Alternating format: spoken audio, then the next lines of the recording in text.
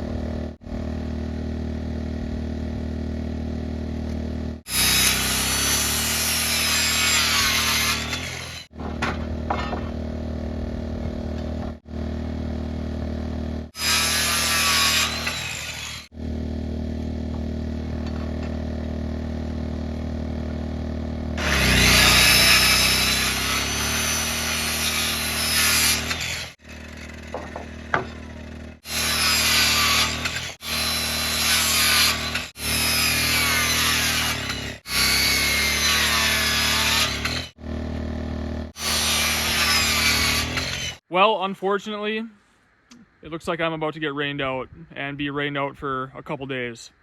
I do have all the ceiling joists up in there, and I was hoping to get the rafters up as well, but won't be doing that in the rain.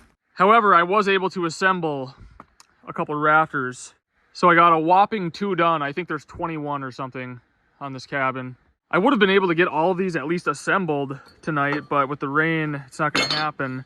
So the roof for this is a 12-12 pitch. And I want the steeper pitch so that way you can stand up in the loft and have plenty of headroom to walk around. That makes a huge difference. But for a 12-12 pitch, the nice thing about it is it's super easy to do. It's just a, if I can figure out my life here. Put your speed square on, line, that's your angle. So that makes it pretty easy. So what you saw me doing was just cutting the ends of all the boards at a 45-degree angle. And then I nail them together at the peak and then figure out my bird's mouth or my seat cut from there. And there's lots of different ways to find out your bird's mouth. So if you don't know how to do that, just look up a YouTube video or something. You'll find all kinds of different ways to do it.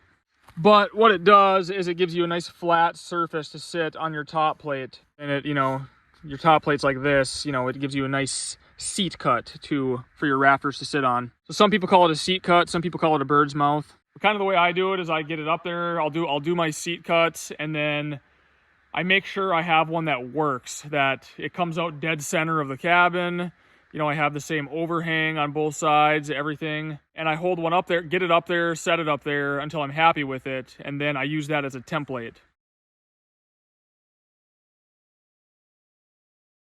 So rather than, having to measure and everything, each seat cut, you can just trace out all of your rafters and then just cut them. So that's kind of how I always do roofs, is I just take my time till I get, rafters that work. This is the first time I've actually done rafters this way. Usually I use a ridge board. So it's a board and then you nail your rafters to that board. But I decided to go a different route this time.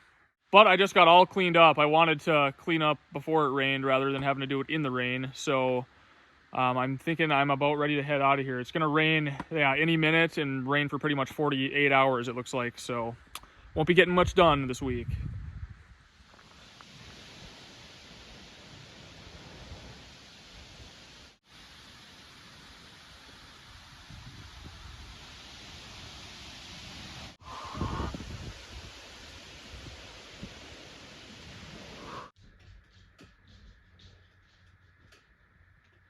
Well, we are back here on the homestead for a couple days. We've kind of been bouncing back and forth until this place sells because, you know, I still need to mow the lawn and everything and, you know, maintain this place so it looks nice. But I'm gonna go ahead and mow and weed whip today. This should be the last time for the year because the weather has cooled down a lot. It was frost advisory last night. We actually have the wood stove going right now.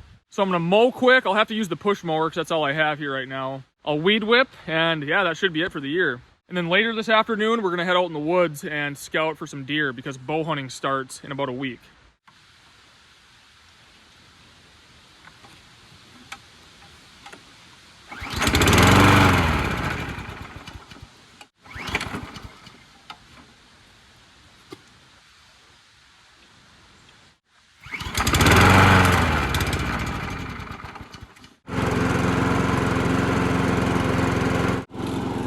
Apparently this cheap mower doesn't like the cold.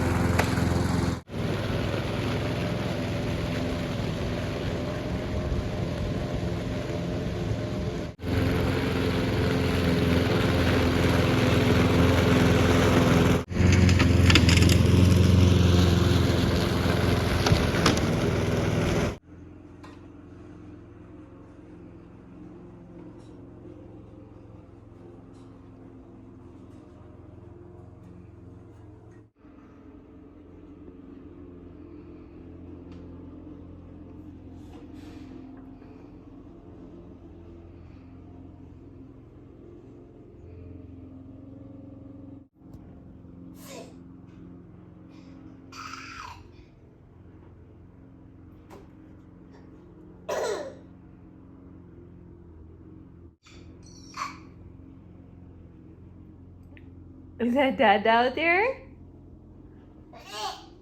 Is that Dada?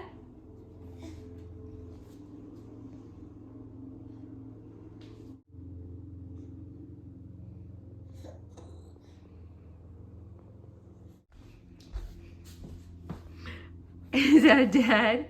What's he doing out there? Is he mowing?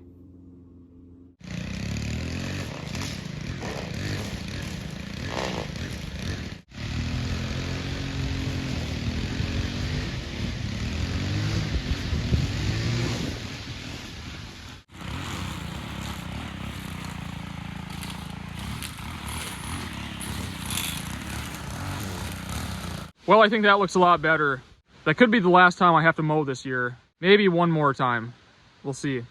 People have been asking about the chickens too and where they're at. They've still been here. I'll build another chicken coop at our new place really soon, but you know, even if we got like an offer on this place today, it would still be a while before it actually closes. So right now they have everything they need. They're set up here. So we've just kept them here and we've been going back and forth, you know, a lot. So, but in a few days, once I get the rafters all up and get that covered and kind of dried in, then I'll move on to the chicken coop. But I want to get that at least covered so it's not getting rained on all the time.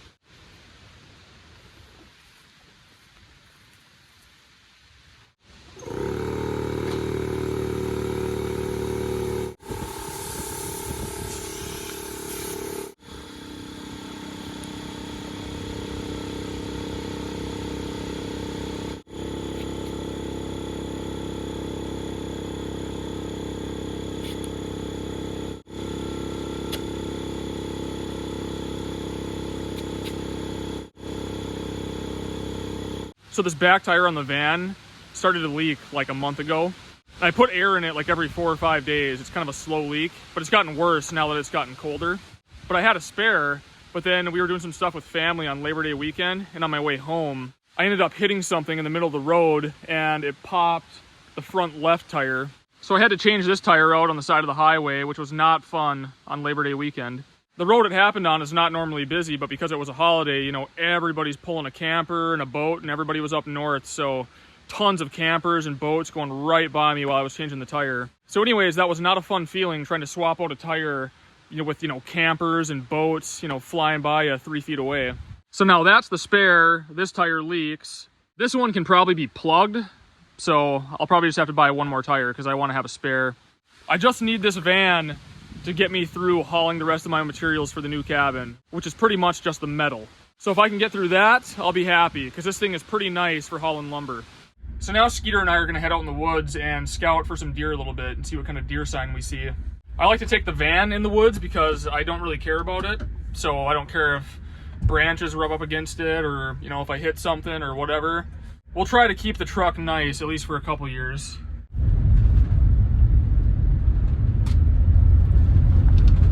So I am gonna still hunt around here this year, mainly because I know the area really well. And bow season starts in about a week. And getting deer meat is a pretty big priority for Sierra and I. This is my little honey hole.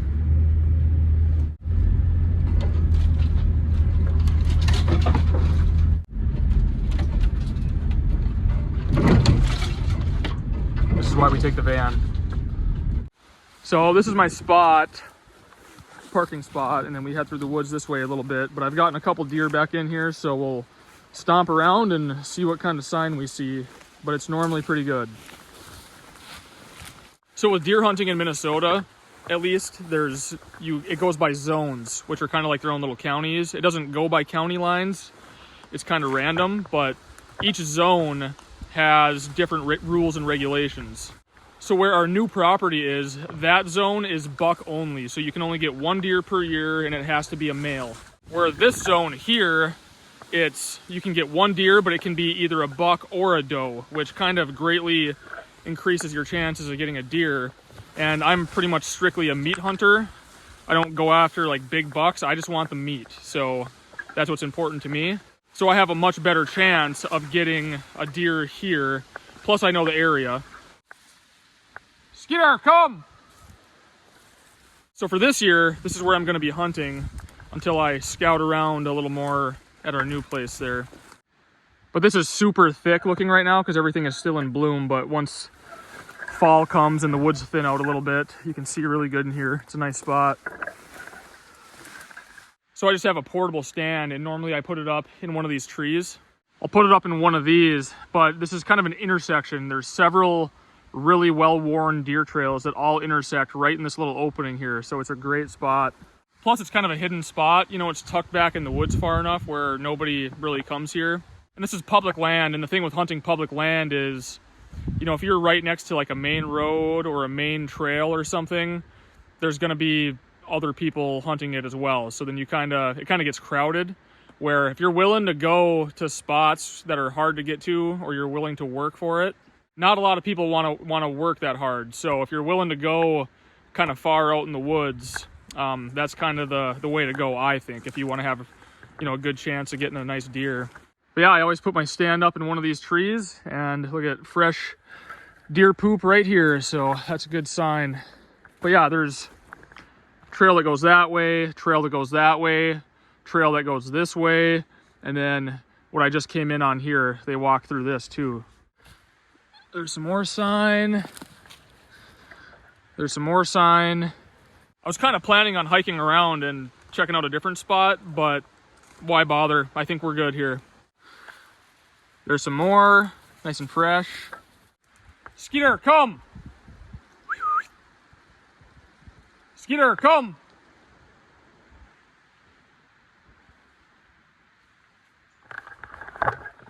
Skeeter, hey! Come on, Skeeter. I need to keep Skeeter close too because it's bear season. So there's bear hunters out in the woods, but I've never seen a bear hunter in this area.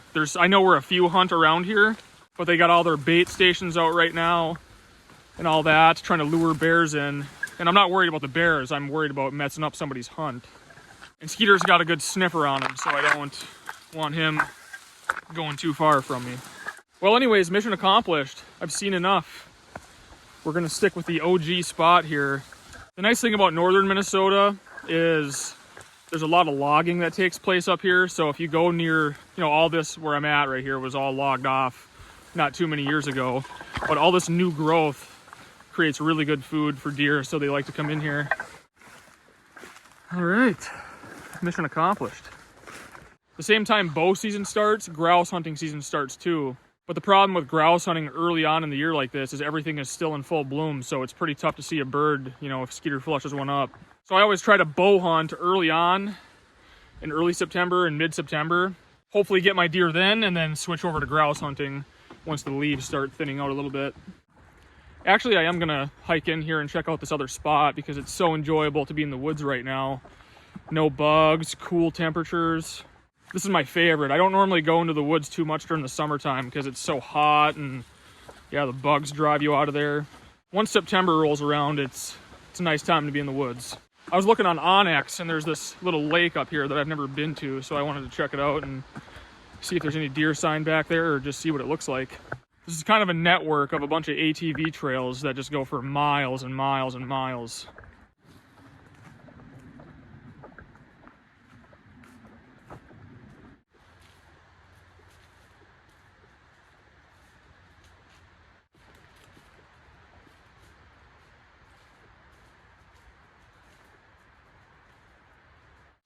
Okay, the trail stops right here, the ATV trail.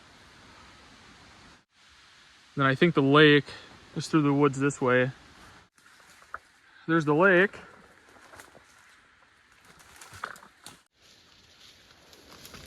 Oh, there it is.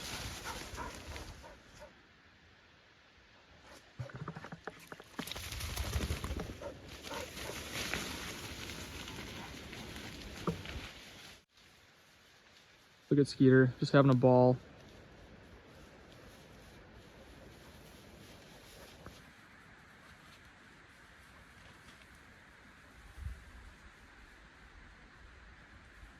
All right, well, cool. Got to see the lake. Didn't see much for deer sign at all, so I think we're gonna stick with my other spot. A lot of times when I'm walking around like this out in the woods, I'm always looking for spots that would have been nice to put a cabin at. Because back in the day, about 100 years ago, you could come out in the woods in northern Minnesota like this and stake out 5 acres or whatever, and it was yours.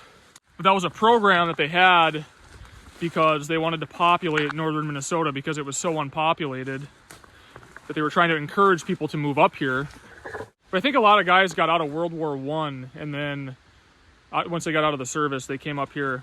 But I always think about how cool that must have been to just walk out in the woods and find a nice spot on a lake like this and go, yeah, this is mine.